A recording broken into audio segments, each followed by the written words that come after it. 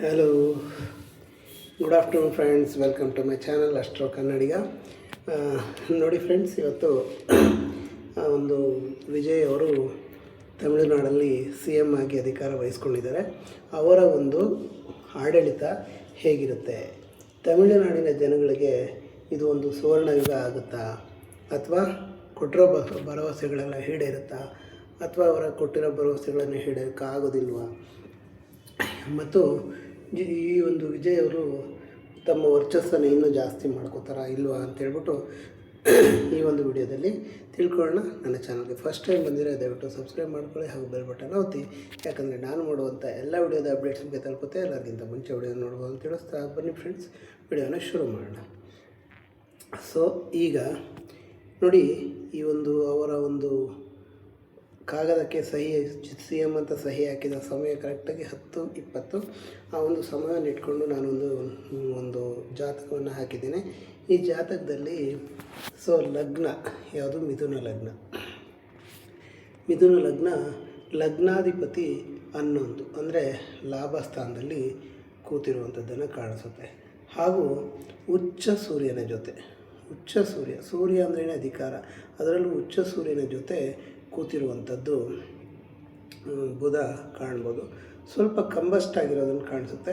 ಸ್ವಲ್ಪ ಒತ್ತಡಗಳು ಇವ್ರಿಗೆ ಇರುತ್ತೆ ಅಂತ ಕಾಣುತ್ತೆ. ಸ್ವಲ್ಪ ಒತ್ತಡಗಳಿರುತ್ತೆ. ಬಟ್ ಸ್ಟಿಲ್ ಇವರು ಲಾಭ ಸ್ಥಾನದಲ್ಲಿ ಕೂತಿರೋದು ಮತ್ತು ಸೂರ್ಯನ ಜೊತೆ ಕೂತಿರೋದು ತುಂಬ ದೊಡ್ಡ ಮಟ್ಟದ ಒಂದು ಮಾರಲ್ ವಿನ್ ಅಂತ ಹೇಳ್ಬೋದು. ಮತ್ತು ಈ ಒಂದು 10ನೇ ಮನೆಯಲ್ಲಿ ಶನಿ ನೋಡಿ, ಶನಿ ಅಂದರೆ ಏನಿಗೆ ಗೊತ್ತಿದೆ, ಸರ್ವಿಸ್ 10ನೇ ಮನೆ ಅಂದರೆ ಉದ್ಯೋಗ. ಇವರ ಉದ್ಯೋಗ ಈಗ ರಾಜಕಾರಣಿಯಾಗಿದ್ದಾರೆ. ಈ ಉದ್ಯೋಗದಲ್ಲಿ ತುಂಬ ಯಶಸ್ಸನ್ನು ಗಳಿಸ್ತಾರೆ ಅಂತ ಹೇಳ್ಬೋದು. ಇನ್ನು 10ನೇ ಮನೆಯಲ್ಲಿ ಮಾರ್ಸ್ ಅಂದರೆ ಸೈನಿಕ, ದಳಪತಿ, ಸೈನಿಕ. ಈ ಒಂದು ಸೈನಿಕ 10ನೇ ಮನೆಯಲ್ಲಿರೋದ್ರಿಂದ ಇವರು ಒಂದು ಸೈನಿಕನ ರೀತಿಯಲ್ಲಿ ಜೀವನವನ್ನು ಅಂದರೆ ಅವರ ಆಡಳಿತವನ್ನು ನಡೆಸ್ತಾರೆ. ಯಾವುದೇ ಕಾರಣಕ್ಕೆ ಇವರು ಸೋಲನ್ನು ಒಪ್ಪೋದಿಲ್ಲ. ಎಲ್ಲೇ ಸೋಲಾದರೂ ಅದನ್ನು ಒಂದು ಚಾಲೆಂಜಾಗಿ ತಗೊಂಡು ಇವರು ಮುಂದುವರಿತಾರೆ ಅಂತ ಹೇಳ್ಬೋದು. ಮತ್ತೊಂದು ಮುಖ್ಯ ವಿಚಾರ ಏನಪ್ಪ ಅಂದರೆ, 10ನೇ ಮನೆಯ ಅಧಿಪತಿ ಬಂದು 1ನೇ ಮನೆಯಲ್ಲಿ ಕೂತಿರುವಂಥದ್ದು. 10ನೇ ಮನೆ ಅಂದರೆ ತುಂಬ ನಮ್ಮ ಒಂದು ಜನಪ್ರಿಯತೆ, ತಮ್ಮ ಅಧಿಕಾರ, ಇದು 1ನೇ ಮನೆಗೆ ಬಂದಿರೋದ್ರಿಂದ ಅಧಿಕಾರಿ ವ್ಯಕ್ತಿಗೆ ವರ್ಚಸ್ಸನ್ನು ವೃದ್ಧಿ ಮಾಡುತ್ತೆ ಅಂತ ಹೇಳ್ಬೋದು. ಇನ್ನು 1ನೇ ಮನೆ ಅಧಿಪತಿ 11ರಲ್ಲಿರೋದು ಲಾಭ. ಹೀಗೆ ಅತ್ಯುತ್ತಮವಾದಂಥ ಒಂದು ವರ್ಚಸ್ಸು ಇಂಪ್ರೂವ್ ಆಗುತ್ತೆ ಅಂತ ಹೇಳ್ಬೋದು. ಮತ್ತು 7ನೇ ಮನೆ ಇವರು ಜನಗಳಿಗೆ ಕೊಡುವಂಥ ಸ್ಥಾನಮಾನ. 7ನೇ ಮನೆ ಅಧಿಪತಿ ಗುರುನೇ ಆಗಿರೋದ್ರಿಂದ, ಗುರು ಲಗ್ನದಲ್ಲಿ ಕೂತಿರೋದ್ರಿಂದ ಇವರು ವಿಜಯ್ ಅವರು ಜನಗಳನ್ನು ತಮ್ಮ ಸರ್ವಸ್ವ ಅಂತ ಪರಿಗಣಿಸ್ತಾರೆ ಅಂತ ಹೇಳ್ಬೋದು. ಹಾಗಾಗಿ ತುಂಬ ಉತ್ತಮವಾದಂಥ ಆಡಳಿತ ಎಕ್ಸ್ಪೆಕ್ಟ್ ಮಾಡ್ಬೋದು ಅಂತ ಹೇಳ್ಬೋದು. ಮತ್ತು ಈ ಒಂದು ಜಾತಕದಲ್ಲಿ ನಾವು ದಶ ನೋಡಿದ್ರೆ ನೋಡಿ, ಇಲ್ಲಿ ದಶ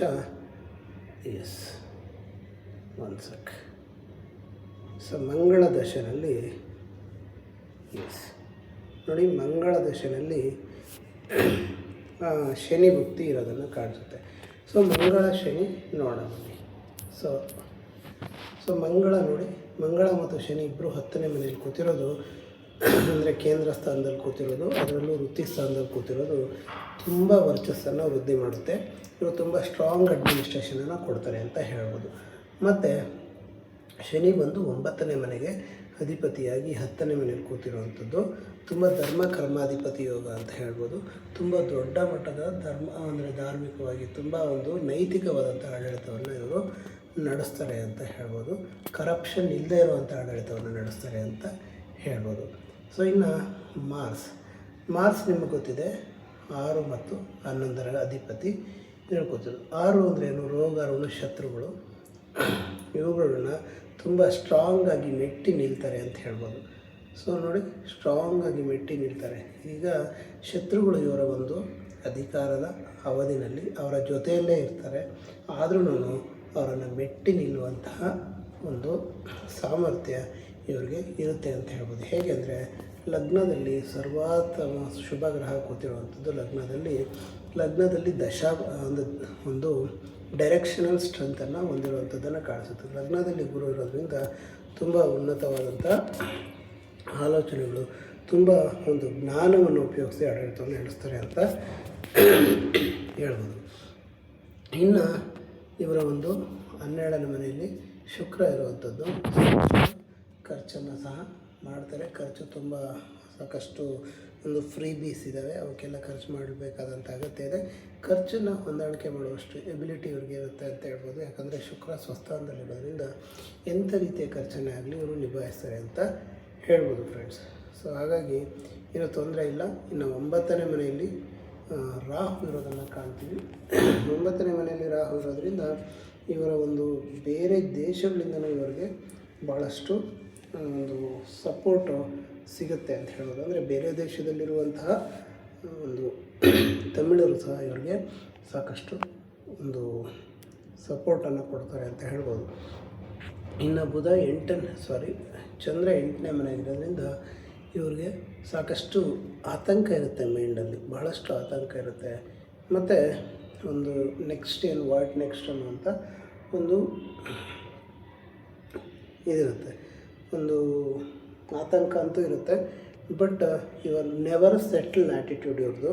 ಅಂದರೆ 8ನೇ ಮನೆ ಚಂದ್ರ ಇರೋದ್ರಿಂದ ಇವರು ಯಾವುದಕ್ಕೆ ಆಗಲಿ ನಾನು ಇಷ್ಟು ಮಾಡಿದೆ, ಇಷ್ಟೇ ನನ್ನ ಟಾರ್ಗೆಟ್ ಆಗಿತ್ತು, ಇಷ್ಟಕ್ಕೆ ನಾನು ಸ್ಟಾಪ್ ಮಾಡಬೇಕು ಅನ್ನೋದಿರೋದಿಲ್ಲ. ಏನೇ ಆಗಲಿ ಅದನ್ನು ಮುಂದುವರಿಸುವಂಥ ಎಬಿಲಿಟಿ ಇರುವಂಥ ವ್ಯಕ್ತಿ. ಟೋಟಲಿ ಹೇಳ್ಬೇಕಂದ್ರೆ ಇವರ ಒಂದು ಆಡಳಿತ ಒಂದು ಸುವರ್ಣ ಯುಗವನ್ನು ಕಾಣುತ್ತೆ ತಮಿಳುನಾಡಲ್ಲಿ ಅಂತ ಹೇಳ್ತಾ ಈ ಒಂದು ವಿಡಿಯೋನ ಇಲ್ಲಿಗೆ ಮುಗಿಸ್ತಾ ಇದ್ದೀನಿ ಫ್ರೆಂಡ್ಸ್. ವಿಡಿಯೋ ನಿಮ್ಮೆಲ್ಲರಿಗೂ ಇಷ್ಟ ಆಗುತ್ತೆ ಅಂತ ಭಾವಿಸ್ತೀನಿ. ಇಷ್ಟ ಆದರೆ ದಯವಿಟ್ಟು ಲೈಕ್ ಮಾಡಿ, ಕಮೆಂಟ್ ಮಾಡಿ ಹಾಗೂ ಶೇರ್ ಮಾಡಿ ಅಂತ ಹೇಳ್ತಾ ವಿಡಿಯೋವನ್ನು ಕೊನೆವರೆಗೂ ನೋಡಿದ್ದಕ್ಕಾಗಿ ಧನ್ಯವಾದಗಳು. Thank you very much. Have a nice day.